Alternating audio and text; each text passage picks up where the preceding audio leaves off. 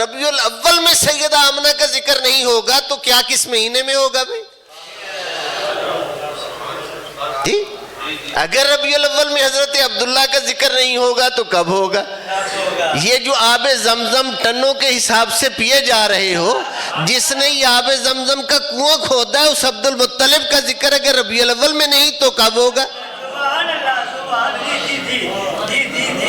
یعنی یہ حضرت عبد المطلب کا فیضان ہے نا یہ جو آب زمزم ہے. یعنی ویسے تو یہ حضرت اسماعیل علیہ السلام کے قدموں کی رگڑ سے جاری ہوا. میں نے اپنے پچھلے کسی خطاب میں بیان کیا ہے کہ بنو جرہم قبیلہ جب ناراض ہو کے قریش سے چلا تھا تو انہوں نے اس کو بند کر دیا رات کے اندھیرے میں اور اوپر مٹی ڈال کے بالکل برابر کر لیا. 20 سال لوگ زمزم کو ترستے رہے لوگ. حج کے لیے لوگ آتے لیکن آب زم نہیں ہوتا تھا. یہ تاریخ ہے جسے علماء سعودی عرب بھی بیان کرتے ہیں. مکہ مکرمہ کی تاریخ کی کتابوں میں لکھا ہوا. جب جناب حضرت عبد المطلب کا دور آیا تو اللہ نے انہیں نشاندہی کروائی کہ اس جگہ کو کھودو، اس جگہ کو کھودو. اس وقت تک حضرت عبد المطلب کے صرف ایک بیٹے تھے جناب حارث، ان کے باقی بیٹے پیدا نہیں ہوئے تھے. اللہ سے دعا کی حضرت عبد المطلب نے کہ اگر میرا رب مجھے 10 بیٹے عطا کرے گا یعنی اس کام میں میری مدد کرنے کے لیے تو میں اپنے ان 10 بیٹوں میں سے ایک بیٹا اللہ کی راہ میں قربان کر دوں گا.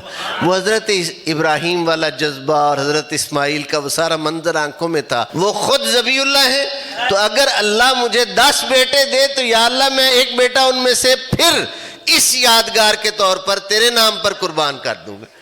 جب حضرت عبد المطلب نے یہ منت مانی تو اللہ نے کہا اس سے آگے اب عبد المطلب اخلاص کی کس منزل پہ جائے گا.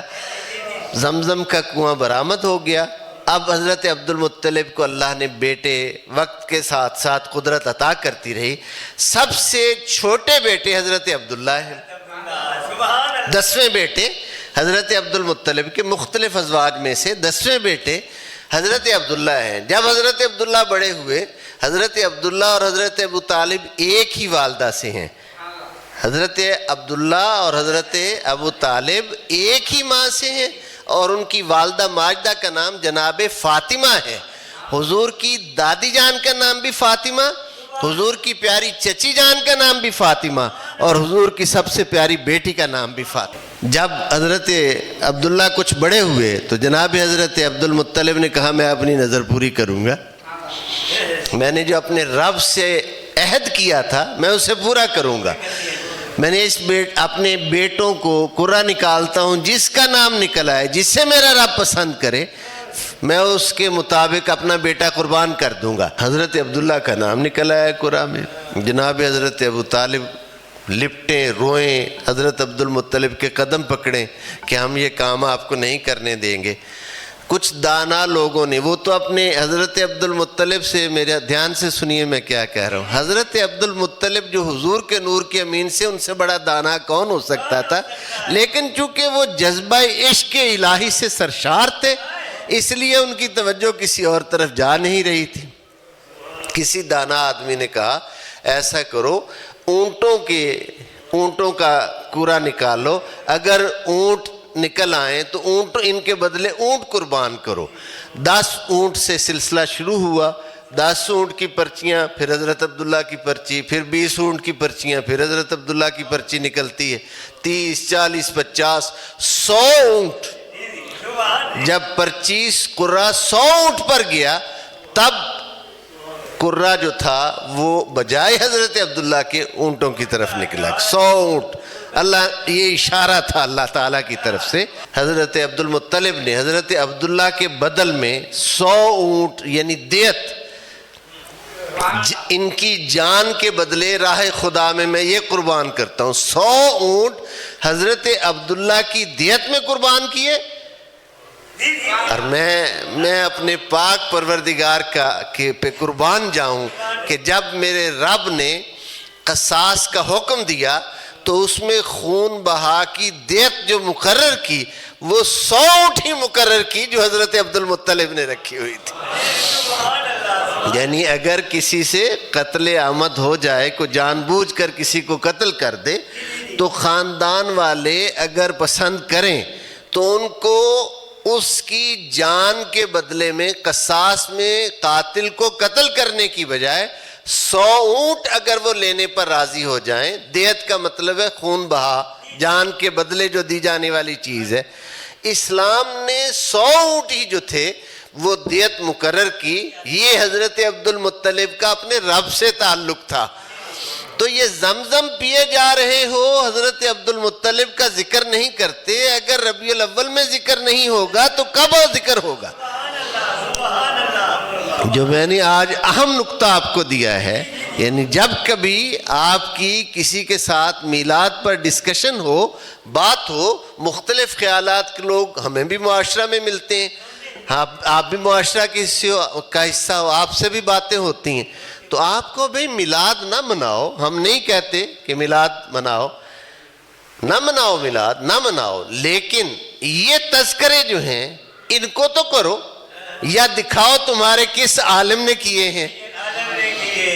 جی، اس کا جو نہیں کرتا، اس کا مطلب ہے کہ وہ قرآن حکیم کے مضامین کو چھوڑ رہا ہے، وہ اپنی مرضی کے مضمون لے رہا ہے، باقی چھوڑ رہا ہے۔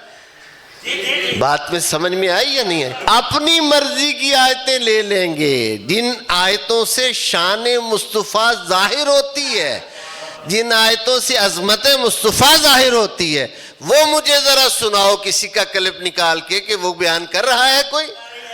جو سورہ حجرات کے پہلے رکوع میں حضور کی بارگاہ کے آداب بیان ہوئے ہیں، وہ مجھے کسی عالم سے لا کے دکھاؤ کہ اس نے یہ آداب بیان کیے ہو۔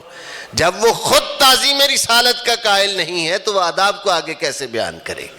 ہم یہ نہیں کہتے کہ جو کچھ ہماری طرف پہ ہو رہا ہے یہ سب صحیح ہو رہا ہے، میں نہیں کہتا، نہ میں اس میں سے کسی چیز کو آن کرتا ہوں کہ یہ کرنا چاہیے، یہ کرنا، جس کا جس طریقے سے جی چاہیے، دائرہ شریعت میں رہتے ہوئے اللہ کا شکر ادا کرنا چاہیے کہ باری تعالیٰ تو نے اپنا محبوب ہمیں عطا فرمائے۔ اگر کوئی اس طریقہ کو جائز نہیں سمجھتا تو ہم اسے مجبور نہیں کرتے، نہ ہماری ذمہ داری ہے، ہم تو دعوت دیتے ہیں۔ اگر وہ ربیع الاول کا چاند نظر آنے پر اور 12 ربیع الاول کی صبح کو 2 نفل شکرانے کے ادا کر دے کہ باری تعالیٰ تو نے اپنا محبوب ہمیں عطا کر دیا، تو ہم سمجھتے ہیں کہ یہ بھی میلاد ہی اس نے منایا ہے،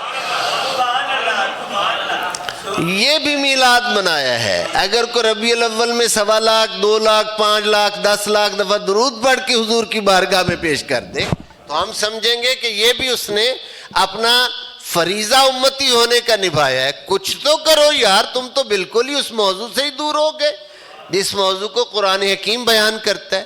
کیا قرآن حکیم کسی غیر ضروری چیز کو بیان کرتا ہے؟ جس چیز کو بیان کرتا ہے وہ ضروری بات کو بیان کرتا ہے۔ 5 انبیاء کے، اگر وقت ہوا تو میں انشاءاللہ آئندہ جمعۃ المبارک پر مجھے تھوڑی فرصت ملے، 5 انبیاء کی ولادت کا اللہ نے باقاعدہ قرآن حکیم میں ذکر کیا ہے۔ 5 انبیاء کی ولادت کا قرآن حکیم میں اللہ تعالیٰ نے ذکر کیا ہے۔ اس لیے انبیاء کا میلاد باقاعدہ مضمون ہے قرآن حکیم کا۔ جب کوئی آدمی اسے نظر انداز کرتا ہے تو اس کا مطلب یہ ہے کہ وہ احکامات قرآنی کو نظر انداز کرتا ہے۔